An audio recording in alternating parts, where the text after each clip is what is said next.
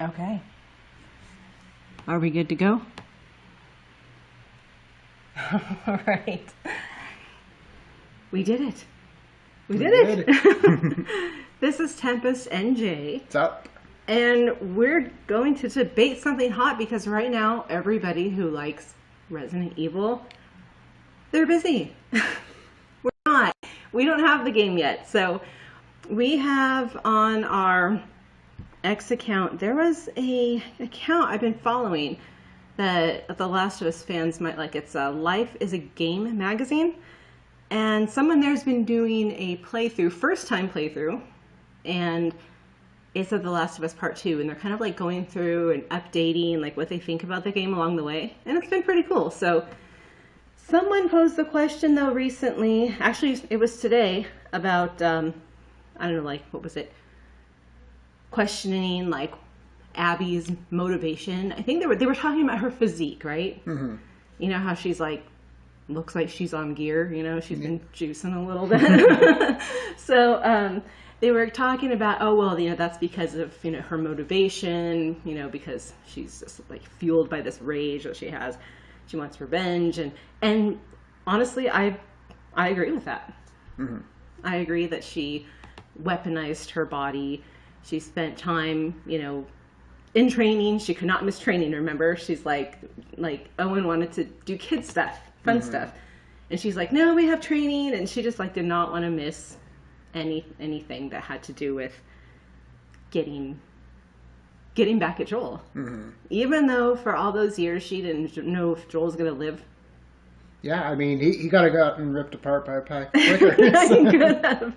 Probably not, you know, bleeped and murdered, like, you know. Yeah. But, well, maybe murdered. See, that's the thing. Like, what was it, 4 years later? Mm-hmm. And she just kept holding out hope that in that world he would still be alive for her to kill. So that's dedication. And so we're here to just kind of talk about that. We have some little scenes prepared. If you want to switch over to the light stream, we can. What we're going to do is looks like we might have someone in here right now. This is kind of late to be doing this, I think. Well, you know, it's Sunday. That's not too bad. Mm-hmm. Yeah. So we were going to start with, maybe we'll give it another minute or so, and before we play the first scene, that we explain who we think is responsible. Obviously, what is that? can't even think of all the names right now. Abby's responsible for her actions, right? They're all responsible for their own actions. But their motivations, that was all perpetuated by someone other than them, meaning Ellie and Abby. Mm-hmm. So Ellie, like everything in my book started with I guess the infection, you can say the infection, but it started with Marlene. Yeah. That's how I feel. How do you feel? Yeah, I mean, Marlene, she was a huge instigator. Well, yeah, she was responsible for Ellie being at the mall. Mm-hmm. Yeah. And like, she was responsible. People might not agree with that, but we're going to tell you why. Mm-hmm. So we're going to play these videos for you, and they're not going to have any audio but subtitles, right? So the video will have audio. You just won't be able to hear us. But that's okay. You don't need to hear us, but it will have subtitles. So what happens at the very, very beginning, before the events of The Last of Us Part 1 with Ellie and Joel, is if anybody hasn't played Left Behind or it's been a while, they go to, Ellie is still in the military preparatory school, and Riley has been gone for like over a month, and she sneaks in to Ellie's room, and Ellie doesn't have a roommate. She's all alone, like she doesn't want to be. And Ellie's pissed off because I guess they had a kind of a bad partying and they didn't want to, or do you have it? Is it this one? No, it's not that one, but that one comes next, so just go ahead and we'll use it. It's a different one. It's the one where she actually sneaks into her room, so she's at the school. So anyway, so they had like a bad departure, like they parted on bad terms, and then Riley comes back. and she had joined the Fireflies. She found a way to track down Marlene a couple of times, and with persistence, she finally gets accepted into the Fireflies. So we have, from the very beginning, that scene somewhere. We don't have that one. We don't? No. Okay, I remember putting it, but I guess it didn't make it over. So anyway, so I'll just go ahead and finish explaining. So she had joined the Fireflies, and then she doesn't tell Ellie yet that she has to go. Like, they're sending her away. The Fireflies are sending Riley away, and she will no longer be able to have contact with Ellie again for nobody knows how long. So Riley wants to take Ellie out to have a good time at the mall, and here's a scene of after they leave. She convinces Ellie to leave to go with her to the mall, and here's kind of like some of their dialogue and the scene about, you know, what Ellie suggests and some of the things we might have forgotten. Okay, so this one? Mm-hmm.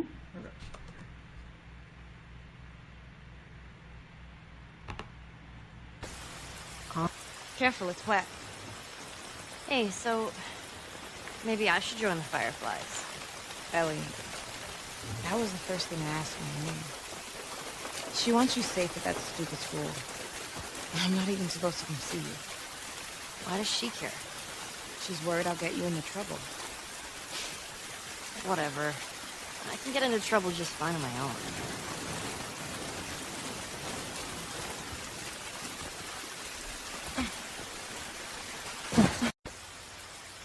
Careful, it's wet. Okay, so obviously that's why that's why she wants to send Riley away, because she's afraid that she'll get Ellie in trouble, thus meaning she knows that Ellie is her best friend. This is why Marlene is a bad leader. Okay, this is the whole reason why Ellie and Riley get bit in the first place, because Marlene knew that they were best friends, yet she told, this is what a good leader wouldn't do, in my opinion. You don't tell her, I'm going to send you away. She should have known that that might prompt her to sneak out like she did and go see Ellie for the last time. Yeah, so I mean, you know, it like yeah, you can blame, you know, whoever, but if you think about it, like Marlene was kind of the original instigator, like.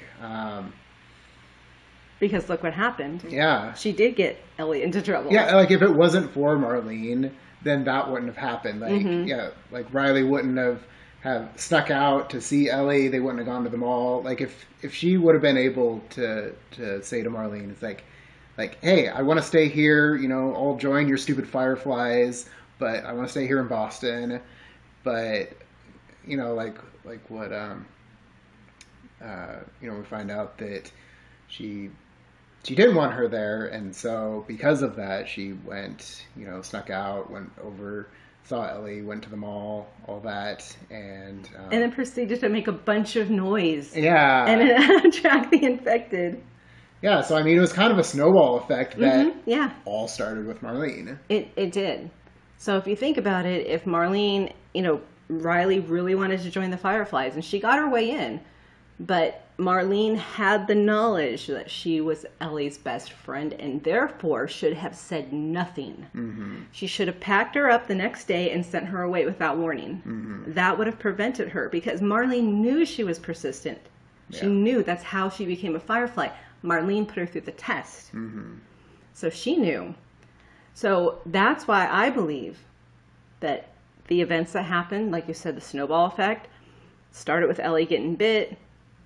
Then the next thing that happens that Marlene does is she tells Ellie that she is the key to a vaccine. That got in Ellie's head. Yeah. What if she's not the key to a vaccine? You don't guarantee a child that. You keep your mouth shut. Once again, she doesn't know to keep her mouth shut. And if that's what you believe might be the case, you just take her in and say, hey, let's see if there's anything to this. And then go on your little journey over to the Firefly Hospital. Yeah, the other thing is, like, Joel even mentions that they've tried doing these vaccines over the course of the 20 years. I mean, probably even before Ellie was born. Is that what, when he said, like, yeah, we've heard that before? Yeah. And, like, even, like, on the, when they have, like, little sound bites during the intro on the first game. I was just checking chat. Oh, okay. Like, they have the sound bites of you know, another failed, failed attempt, and oh, you mean the recorder from the doctor? Yeah, and so you would think that they wouldn't try to make Ellie think that, oh, she's the key to everything when they've had so many failed attempts in the past. Like, you know, I mean, don't try to get your hopes up. It's irresponsible. It's irresponsible, especially because she's a child. Mm-hmm. You know, if, like I said, if that's what you believe could be the case, treat it with respect, and treat the child with respect. Yeah. So, you know, I don't. So anyway, so that's what ends up creating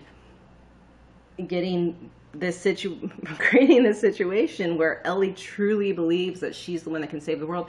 And that unfortunately went over, of course, into The Last of Us Part 2. Yes, Joel lied to her, which is, I guess what I'm suggesting is that, in a way, is that they should have lied to her too, but just like by omission, because she wasn't able to process that. Yeah. Like possibly, even possibly being, you know, having the key to a vaccine, but telling her that she is the key to a vaccine was the problem. So then, you know, like, just everybody let her down.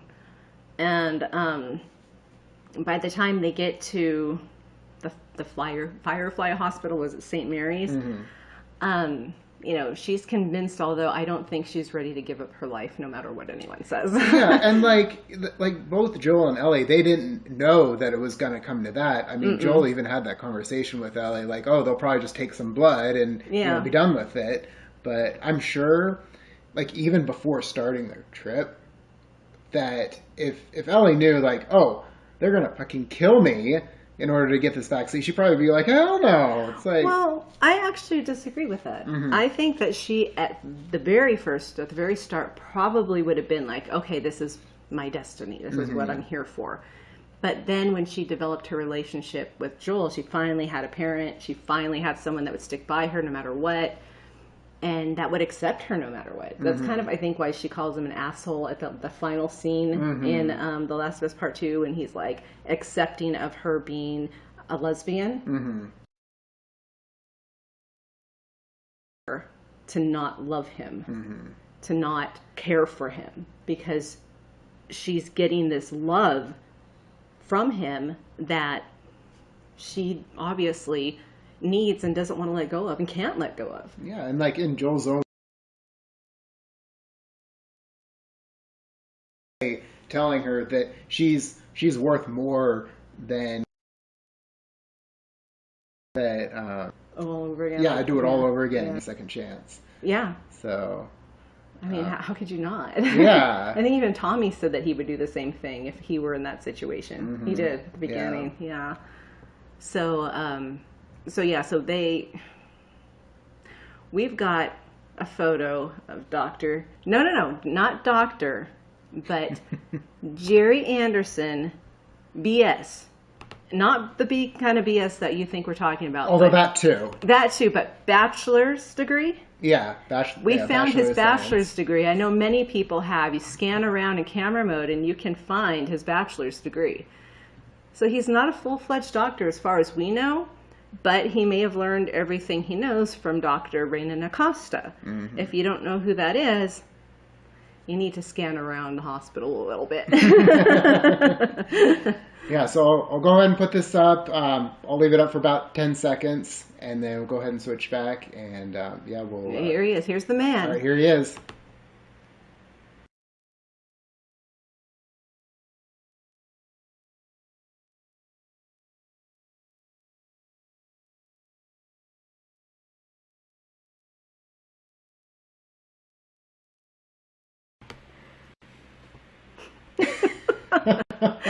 there he That's is. awesome. Straight out of Salt Lake. I love it. I love it. Like, yeah, he doesn't even look that old. He doesn't look old enough to be performing surgeries, let alone teaching Mel how to perform complicated surgeries. Right.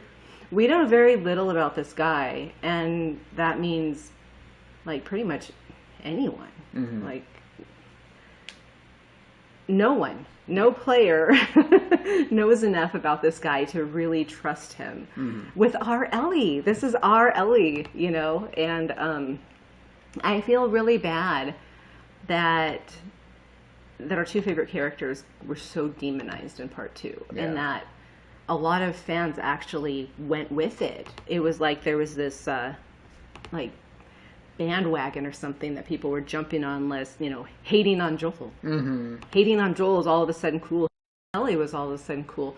And people might want to say, well, no, I just hate the things that she did and she became a monster. Well, no, not really. Not when you think about it. Yeah. And, that this was something she wanted to do and she was just mean and bad and evil.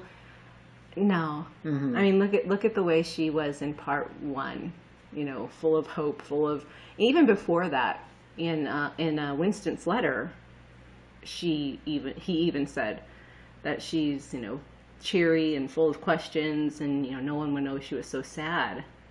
Yeah, and it's kind of a stark contrast from the first game to the second game. I mean, playing the second game, despite her, everything that she had gone through and her obvious personality change, she's still the good guy. You're still rooting for her. And, Mm-hmm. But yeah, I mean, they kind of did her dirty. They really did. And I think that, who was it? I don't know. There's the big rumor, right? That Neil Druckmann, it was like his middle finger to... Yeah, because I guess during the first game, they kind of poo-pooed a lot of his ideas. Right. And so in the second game, when he was given more creative control, he was just like, well, screw you guys. I'm just gonna kill off Joel then. And so yeah, and I really hope that's not the case. I do too. I mean, that's just kind of our speculation. But what I kind of get a good laugh out of is when people say, "Oh, Joel got what he deserved." And I'm thinking, man, you guys must be really disappointed with our criminal justice system right now, because even right now, people that are like mass murderers that are sentenced to death are given a humane death. We go out of our way to give mass murderers humane deaths, mm-hmm. which I can't comprehend. If they're going to give the death penalty, maybe it should be on par with what they did. But, I don't know. I don't know. I don't know that it's even for us to decide what a person deserves. Mm-hmm. But, he had just helped Abby not get killed. Yeah. They even mentioned that, what was it when Ellie was talking with Jesse, and she was saying Joel helped her, and so they're like this place is not like Jackson. Yeah, no, Jackson. I mean, unless there's something that they left out, Jackson, they were building back up a community. They were taking in people. They were protecting their community from infected. They weren't going out killing other people, other factions over land, mm-hmm. like we see in the WLF. So Abby went from the from the Fireflies, who Owen even said was, people consider them to be a terrorist organization, fanatics, radicals, whatever. And they were, he said this himself. He said, we blew up checkpoints and assassinated soldiers. And when they were Fireflies, they were kids. So mm-hmm. keep that in mind. Jerry Anderson BS. You allowed your child to do those things. So Abby's been growing up a violent person, mm-hmm. from childhood. And then they end up with the WLF. And she ends up as the #1 scar killer and all the things. And they're fighting over land. Like Owen said, he didn't want to do that anymore. Mm-hmm. It's needless killing. of course, you're in this world, it's a be or be killed world. Yeah. And that's, that's tough because, Ellie, the entire time, people are like, yeah, she killed hundreds of people, but those hundreds of people were trying to kill her. Yeah, it was all self-defense. But there's one caveat, and that is the big sign on the gates, the main gate or whatever it is to the WLF, the big sign that says trespassers will be shot. Yeah. So she knew, her and Dina knew what they were going into. They knew they were going to be in a kill or be killed situation. Mm-hmm. They accepted the risk. I mean, that you could not miss that sign. I mean, No. it was so they knew that going in. I mean, and even Jesse. I mean, I don't know if he came across that sign, but like he even said, they shot at him on sight. It's like so these people. It's like if there's a trespasser, they're going to try and kill you. Yeah, and it might not have always been like that, but because of the truce that was broken, they had like a truce with the Scar. So the whole time, the WLF are thinking that these deaths that are happening from like Abby, or sorry, not Abby, but Ellie and Dina, and then Tommy, we find out, and eventually Jesse too. They're adding to the body count that they think the Seraphites are responsible for all of that. Yeah. And they don't find out till later that no, we've got these trespassers, but they, what is it? When they decided to kill all trespassers and all of that, that was because of the broken truce, I believe. Mm-hmm. So yeah, that wasn't even intended because it was like that before they even got there. Yeah. So like, even before they got there, like they were just killing each other, and so I'm sure. I mean, I don't know how long that had been going on before they got there, but like it seemed like before they were welcoming people in, like when the Fireflies came, and they were accepted into the WLF, and so it seems like it wasn't always that way, but because of the broken truce, and they probably kind of have like some PTSD about that. It's like all right, it's like from now on we're just killing everyone that just shows up. Yeah. And the thing too is that I think they did this in a really cool way because it always used to piss me off that the WLF, I'm sorry, not the WLF, there's too many factions, right? That the Seraphites, they were like all against, the old school stuff, the old world, guns and all that. But, like Abby mentions to Lev, like she's like, I thought you guys were against all the guns and all of that. And he's like, well, there's exceptions for soldiers. And she's like, oh, how convenient. Well, actually, what I believe that was meant to do was mask Tommy and maybe even Ellie and Dina.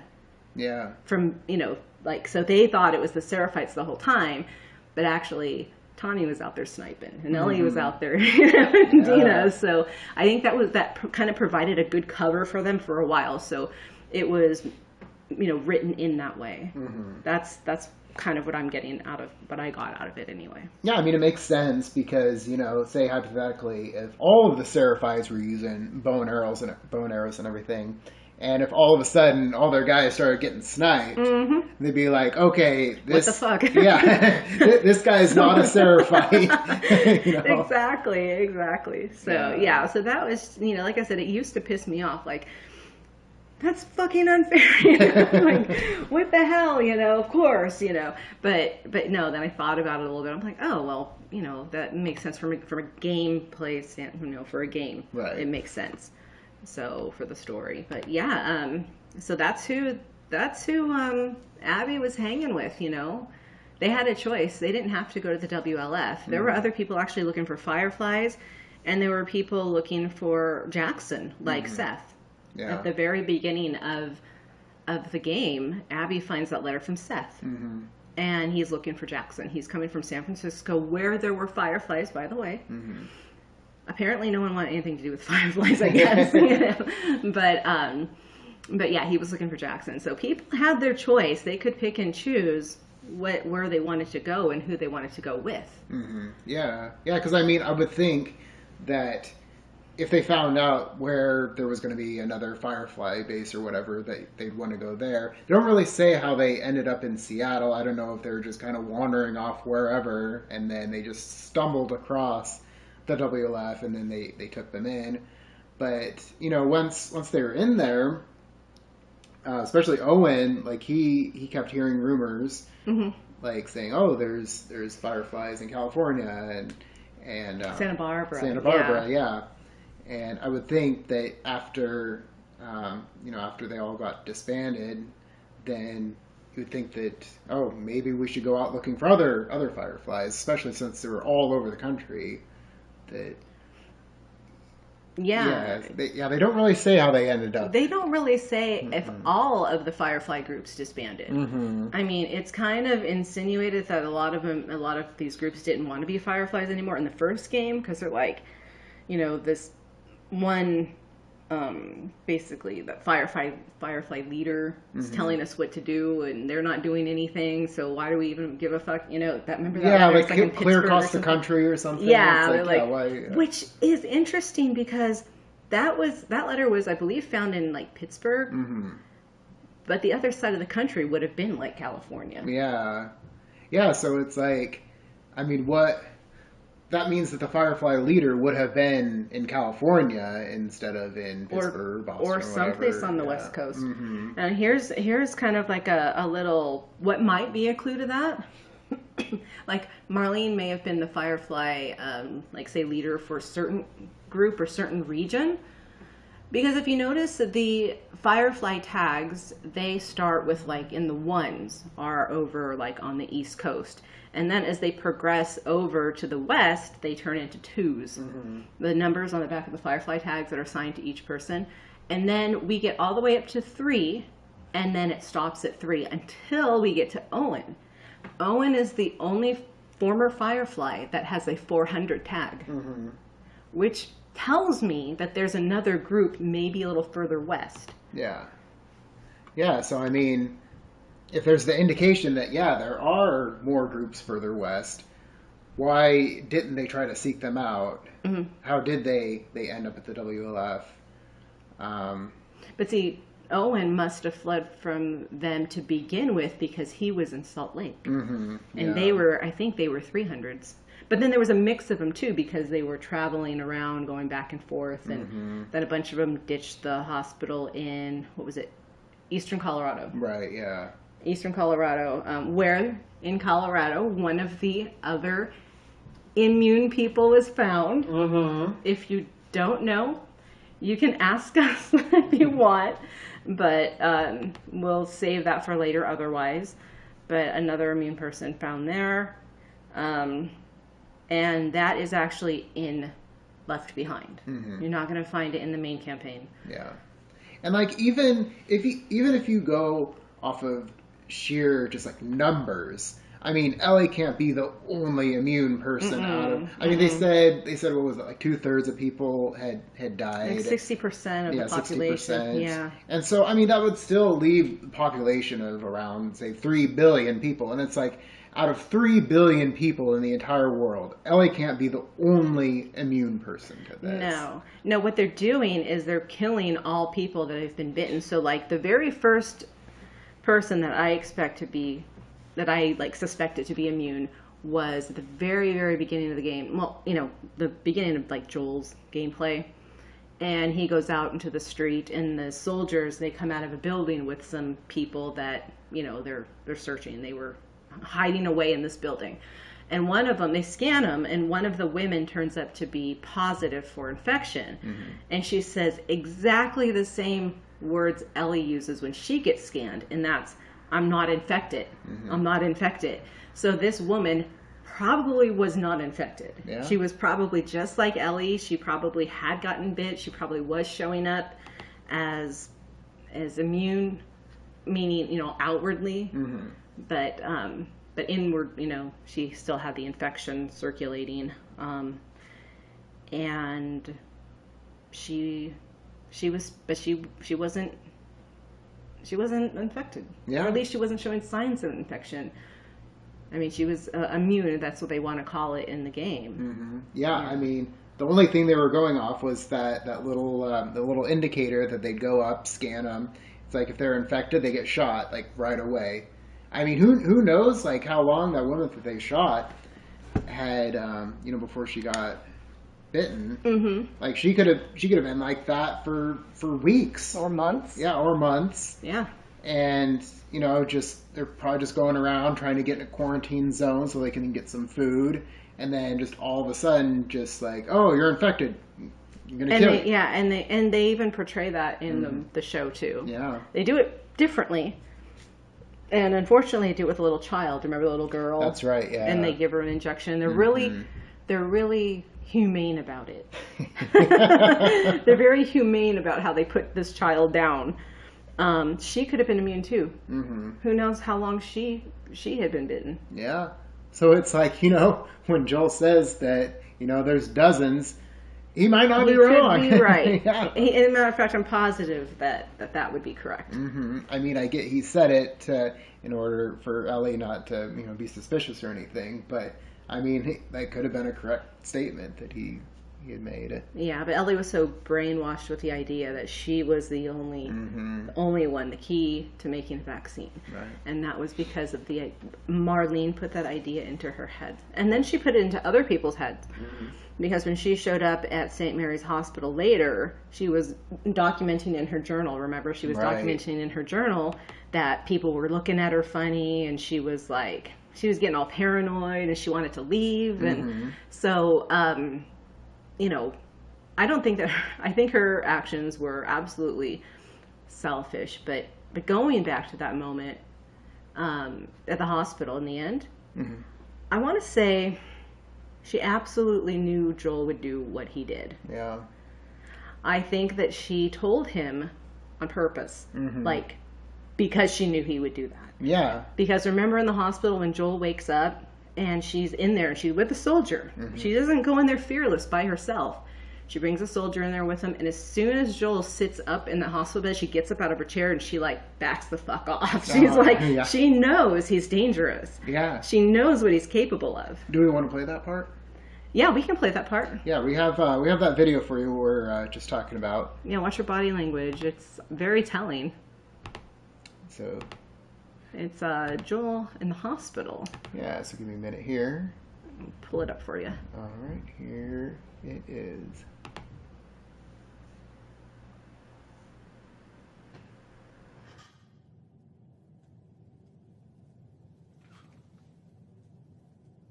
Welcome to the Fireflies. Sorry about that. They didn't know who you were. And Ellie? She's all right. They brought her back. You came all this way. How'd you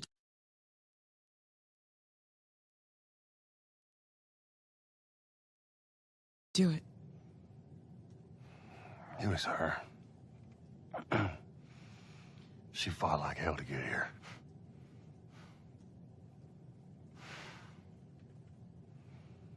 Maybe it was meant to be.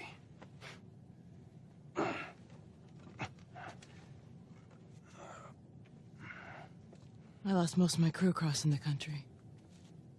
I pretty much lost everything. And then you show up, and somehow we find you just in time to save her. Maybe it was meant to be.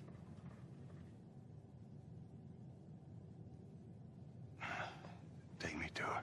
You don't have to worry about her anymore. We'll take care of her. I worry. Just let me see her, please. You can't. She's being prepped for surgery.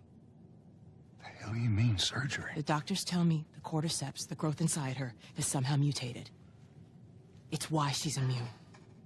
Once they remove it, they'll be able to reverse engineer a vaccine. A vaccine. But it grows all over the brain. It does.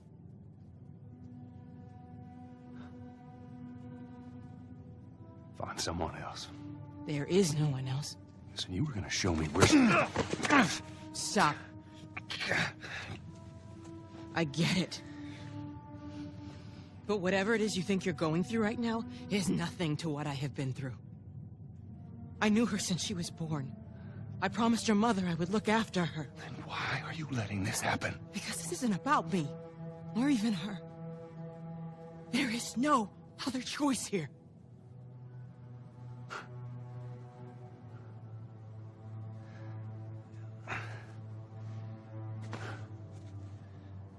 Yeah, you keep telling yourself that bullshit.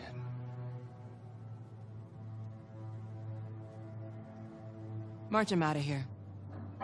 He tries anything, shoot him. Don't waste this gift, Joel.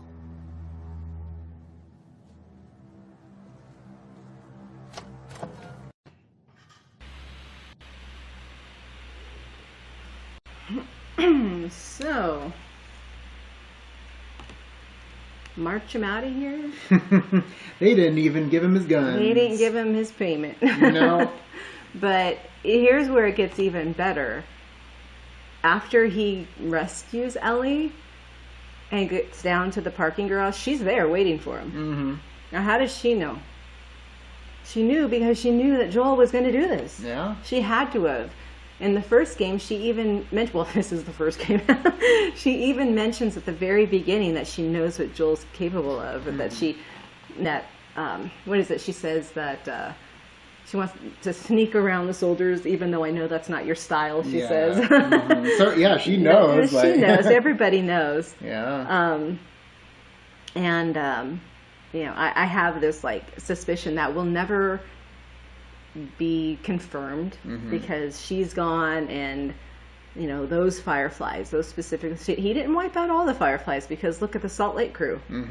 How many others survived? There's probably dozens that survived. So the idea that he wiped all the fireflies off the face of the earth is ridiculous. So that's what we might be seeing later. If there's a part 3, we might see some of those fireflies show up as another faction. Yeah, I'd be curious. And apparently, I mean, it sounds like even Jerry Anderson had heard of Joel, because when Marlene says, I'm going to go tell Joel, he's like, why? Well, no, even if he doesn't, it's probably because he's a dad, and he knows. And she just got through asking him, well, what if this was Abby? Yeah, and he didn't. Yeah, I mean, he was lucky that Abby walked in the room. Yeah, with his dinner because saved by Abby. Yeah, he didn't have to answer that question. Yeah. So yeah. If my theory is correct, if this is how it was supposed to go, if she wanted maybe to save Ellie and used Joel to do it, what was she planning to do with Ellie? Right. Nothing good. She never did anything good for Ellie. I mean, if anyone can tell me one good thing she did for Ellie, then God bless you. Yeah, no, I sure can't think. I mean, we don't really know what happened between, by the time she was born and then when she gives Ellie off to Joel and Tess. I mean, we know a little bit from what the show says. Yeah. If the show's considered canon, then we get a little bit. But yeah, I mean, it seems like Marlene, she has more of a self-interest than for Ellie. Yeah, she's very much egocentric. Yeah, even in the show, when Ellie's mom is saying, Marlene, calling out to her. Yeah. She was going to walk, she was just going to, ditch her. And then, it wasn't until Anna was just pleading, begging, when she finally did come back and shoot her. Well, I mean, it does kind of show she has a heart. She didn't want to kill her friend, but at that point, even Anna knew she wasn't her friend anymore. Right. So, she had to, one less infected, But wouldn't it have been interesting, though, if Anna turned out to be not immune too? Yeah, that would be interesting. So these are some things we'll never know about, but are fun things to think about. But as far as blaming Joel for everything, I can't get my mind around that. Right. I can't. I'm having a hard time accepting this idea that Ellie's a monster in part two, because of everything that she was put through, not just by Joel, but from the very beginning of part one. I mean, from actually, if you think about it, yeah, like you were just talking about, from a baby, shuffled around to different places, not having this feeling that anyone really cared for her, and stuck around, and and her best friend ditched her, only to come back, get herself bit, and of course we know that Ellie had to shoot Riley. That was traumatic. And then because Joel was in this state of like, we have to just forget things that happen and just move on. She couldn't talk about and get her feelings out. So, and that's another reason why I don't blame Joel for Ellie's actions, because he wasn't about revenge. In the first game, it's actually made, I don't want to say 100% clear, but it should give you that, kind of idea that no, he's not about revenge. And that was when he read the mother's letter. In, I think were they in Pittsburgh by now? Or no, that they were, God, I don't know where they were. I know they were right before they go to the hotel. So he finds a letter from a mom who's getting revenge for the hunters, I think, killing her son. And he says, with that kind of thinking, no one wins. Yeah. And then, so that's when I knew that he wasn't this revenge-seeking person. As a matter of fact, at the very beginning of the game, he's living amongst the same people who killed his daughter, the military. So he's able to endure that, and that's got to be hard. Yeah. So, and I'm sure he understands that soldier was just doing what he was told to do. There was this crisis, and they couldn't let anyone go, because I'm sure he understood that later.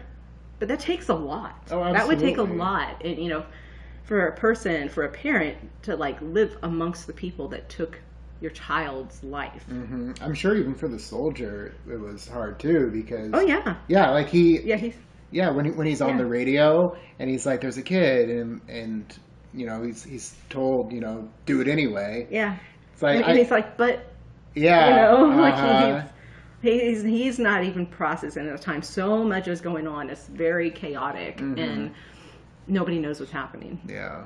So yeah, but Joel, it was finally confirmed, and I was so happy. If, like you said, it's canon, the show. Tommy, the guy that plays Tommy, that character, he says, he tells Ellie, or Bella Ramsey, he tells her that that they didn't do that, that they don't go for revenge. They bury their loved ones and they move on. So it was confirmed that what Joel said about revenge being a bad thing, and not those exact words, but that was right. Yeah, and then even in the game too, like right after Joel's killed and Ellie and Tommy are having that discussion, and then Ellie says like he would already be on his way, and Tommy says no, he wouldn't. I mean, I get that, he was trying to prevent Ellie from going, but at the same time, he probably wouldn't have been on the way, maybe to save someone that he loves, but not for revenge. No, absolutely not.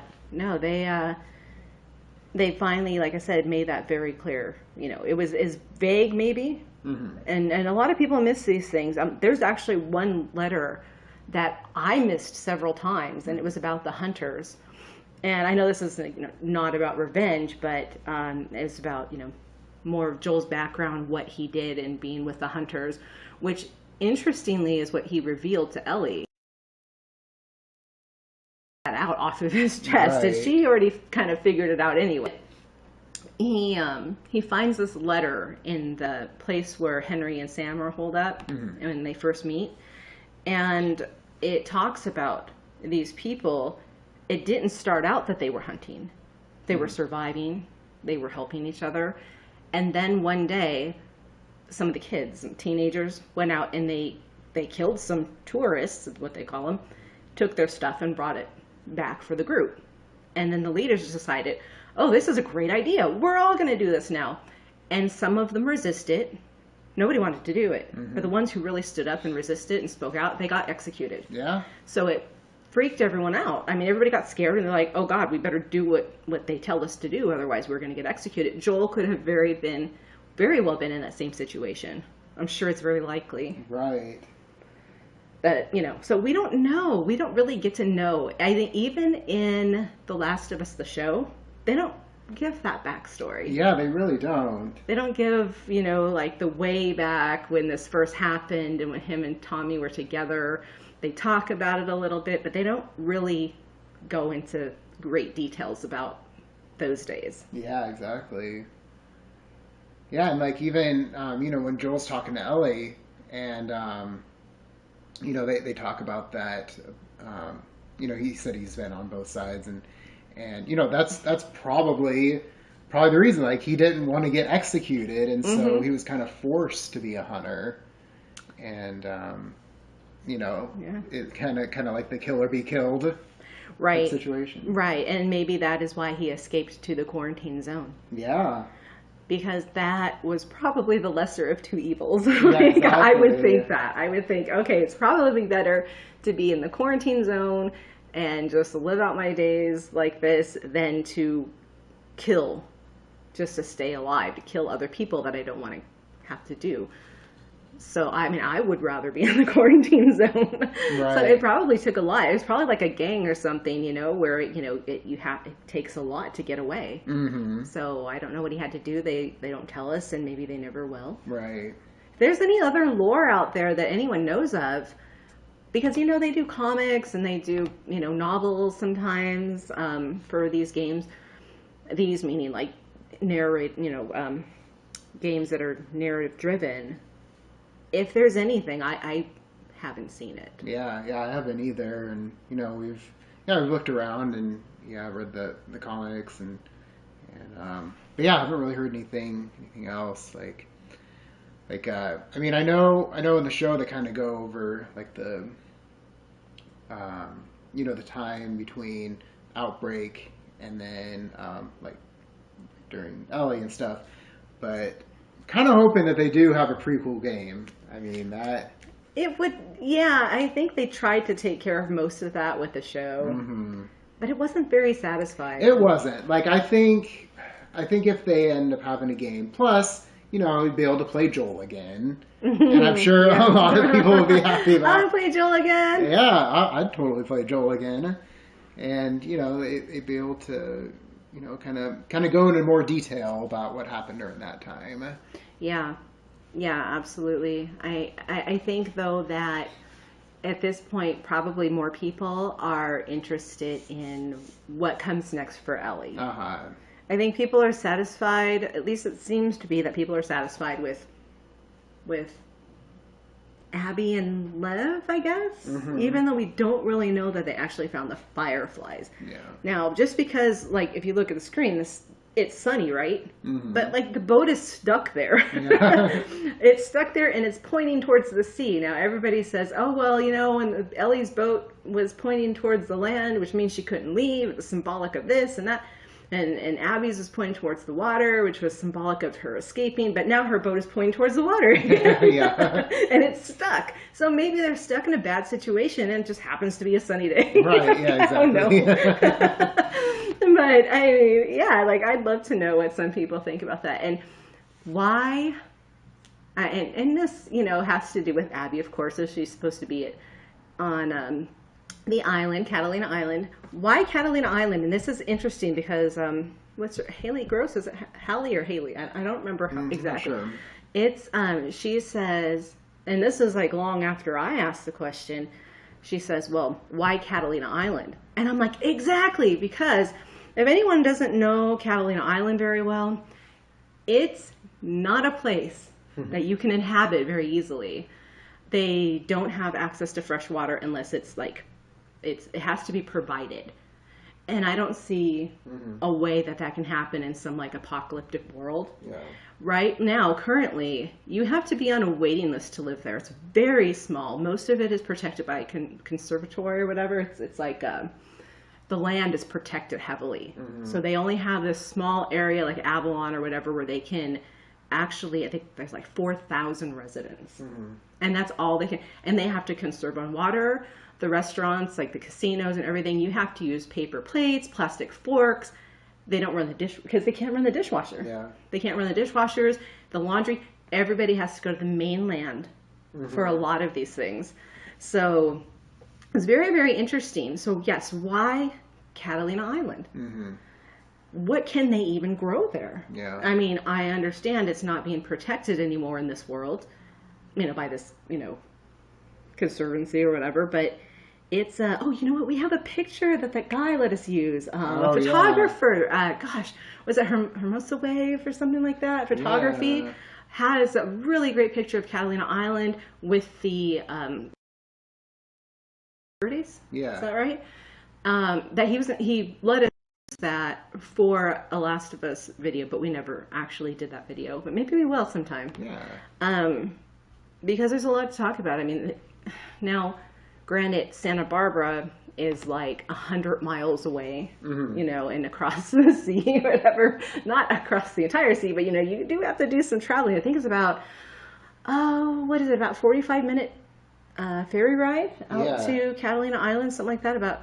Or it could be more. And so I'm thinking, why would you want to get stuck on that island? Yeah. What is there? Do they have a secret lab or, whatever? And what happens to Abby now that she's there? It would be nice to know what's there, why they're there, and what happens to Abby and Lev when they get there. Yeah, I'd be curious because, I mean, depending, what did he say? We have 200 strong or something? 200 strong, yeah. Yeah, so I mean, they wouldn't be able to support a ton of people. And I mean, the only reason I can think of that they would be on an island is maybe to make sure that no infected, get into their camps or whatever. But it's like, I mean, if you're having to go to the mainland anyway to get your stuff, you have to. I don't know. It seems kind of a bad reason. They must have something secret there. Yeah, they must have. If anyone has any ideas of what could be at Catalina Island, which should be uninhabitable, people should not be able to live there in this reality, in the Last of Us universe, unless we have some very talented technicians that's still alive that are able to get the fresh water over there and things like that. They'd have to have probably a pretty decent boat to take him to the mainland and back. Yeah, I would think much better solution would be like what they have going on in Jackson. Have a really fortified city that makes it hard for infected to get in. You got got guys stationed at the sniper posts and people going out and killing the infected around the town. I would think that would be a much better solution than being on an island. I mean, I'm just saying, if that is the reason, because of infected. I would say that it could be that the mainland was so hugely populated. There's probably a lot of infected, because that's like LA territory, right. And Jackson is way out in the middle of nothing, so it could be, I mean, they have a lot less of a problem with infected. They have those hordes that come through, but they even have it they know when they're going to come through. What is it, every fall and winter or whatever, Tommy says. Right. He says in the most hilarious way possible when he's explaining it to Ellie. But yeah, so it's more predictable. And I think that's a good thing for, if you're trying to survive, is that predictability. But as far as Abby and Lev goes, this could be far from the end for them. They may not have that happy ending. And, this whole sunny day end screen is just maybe the beginning of, how they try to trick you. Yeah. It could be the beginning of some whole new thing where maybe she gets there. Maybe it is former Fireflies. Maybe the former Fireflies are now Rattlers. Because if you notice, the Rattlers in Santa Barbara, they have vans, and those vans have Utah license plates. Yeah. Also, if you look at the first game, when you're in Salt Lake, they have like a billboard or something, or it's like a poster inside of one of the bus stops, and it has their hockey team. Yeah. And we love hockey, by the way. Let us know if you do. Hit like if you love hockey.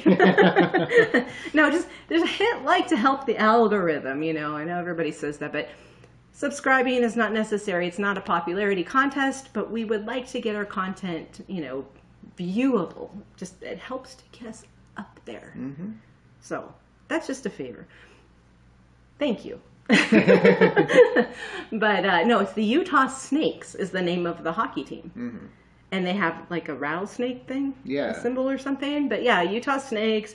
Then you get down to Santa Barbara and they have the Rattlers and they have Utah license plates. I mean, come on. This could be, it could be that maybe some of those fireflies that were left over, maybe they did get down to, or maybe they were other fireflies. Maybe they, branched off and, they disbanded too, and they made their way to Catalina Island or Santa Barbara, wherever. Maybe they used both locations. Yeah.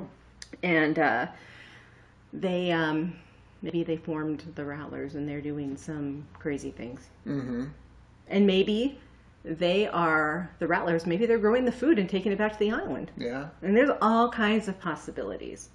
And it's a huge place, the mainland. So there's got to be a lot of, people. There's still different factions, a lot of infected. Yeah. I mean, I'd certainly love to see that elaborated on, whether it be a part 3 game or even in the show. Because, I mean, there's a lot left unsaid about that in the game. So, just like the end of the first game, it's left ambiguous. A lot of things, not just Ellie's story now, but now another character, Abby, and who we're kind of here to talk about the most. Abby and the Fireflies and Jerry Anderson, bachelor's of science, biology and something. If anybody found more credentials than that, let us know, because that's all I've been able to find on him, is that he has bachelor's degree. And I've heard other people talk about that too, and it is in one of the offices in the hospital. It got left behind. So I always just thought he was too, he doesn't have gray hair. He doesn't show any signs of being old enough to teach complicated surgeries or even do complicated surgeries. It's very confusing.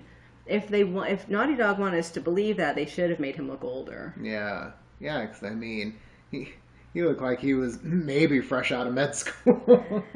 Yeah. I mean, gosh, I don't know how but you have to, especially for surgeries, you have to be in school and residencies and stuff for a really long time. Yeah. So, but Abby,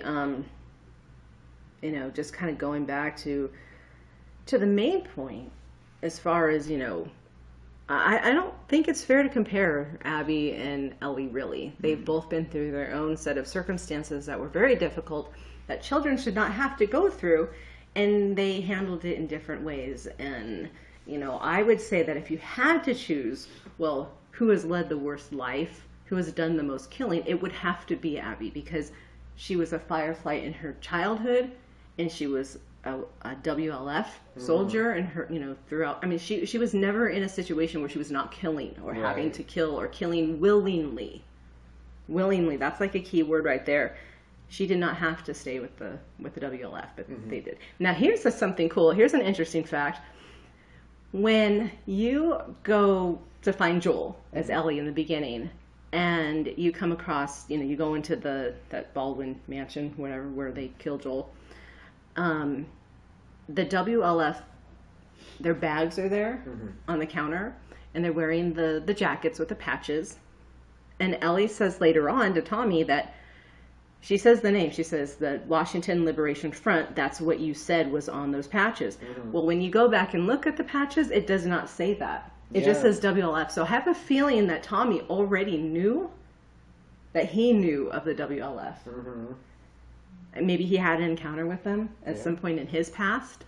So there's these little like sneaky details. They're either things that they're like, oops, we didn't think about that, but usually in these games they mean to do things like that to kind of like throw you off and or see if they can see if maybe you can do some investigative work but yeah, I think they can absolutely make a part 3. Abby didn't quite move the meter for me on the redemption scale until maybe the very, very end, like when they show that like kind of like prologue, epilogue, where she's with Lev and they're still trying to find the Fireflies and they're in Santa Barbara in the neighborhoods, before they get caught, and she seems like she has actually completed an arc by then. It doesn't mean I love her.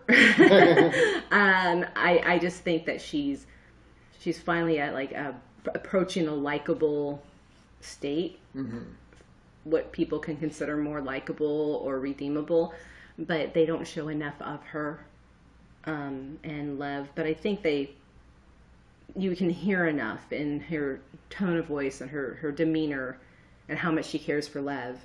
It's kind of like she's like Joel now, So yeah, like when Ellie holds the knife to his throat. I mean, obviously she's bluffing. Yeah, she is. But yeah, I mean that's the only way that Abby would fight Ellie. Yeah.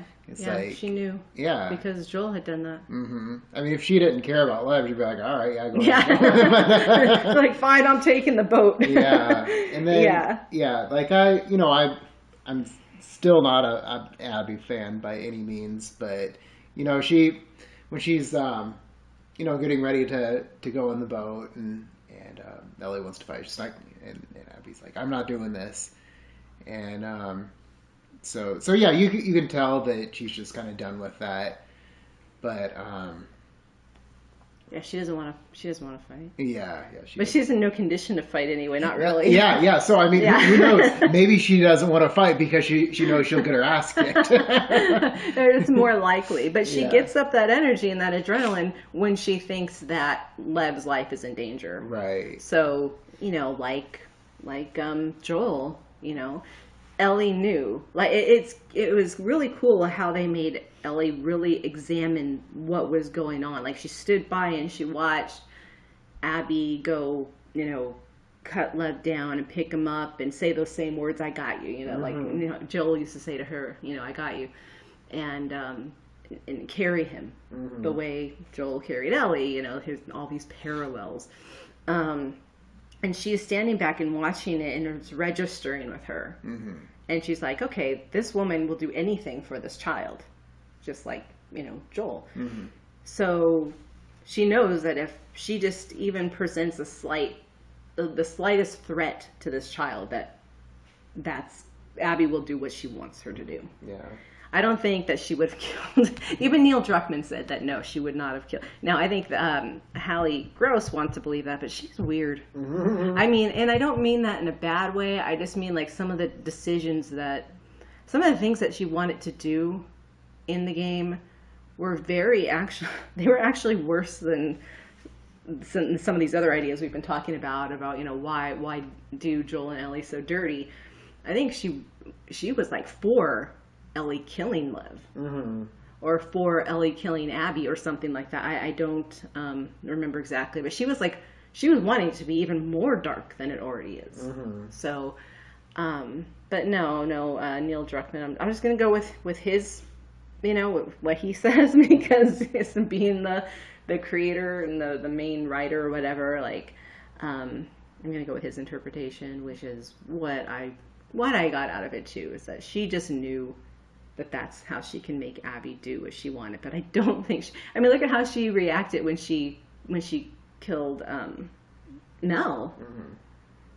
Yeah, like when she found out that she was pregnant, and she just kind of broke down, and Oh yeah, well, who wears a parka in Seattle? I know, it's not that cold. It's not. It was just raining. No one else was wearing a parka. But of course, that's one of those, kind of contrivances, I guess. So, anyway, give us a second here.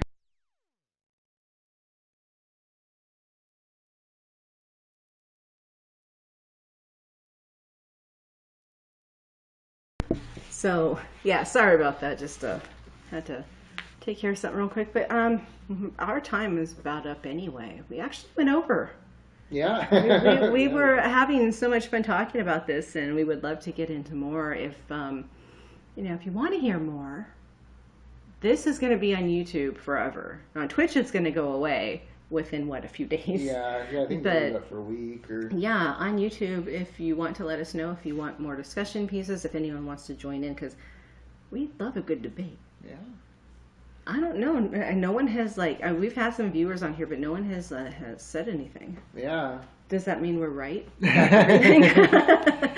Yeah, I mean, we'll definitely have more discussions like this. So, in future streams, definitely, if you guys want to join into the discussion, or if you have any ideas, like subjects, or even other games. But honestly, like The Last of Us, we probably want to stick with for a while, because after this stream, we're going to do some. Well, I think I'm going to play. You're going to bed, right?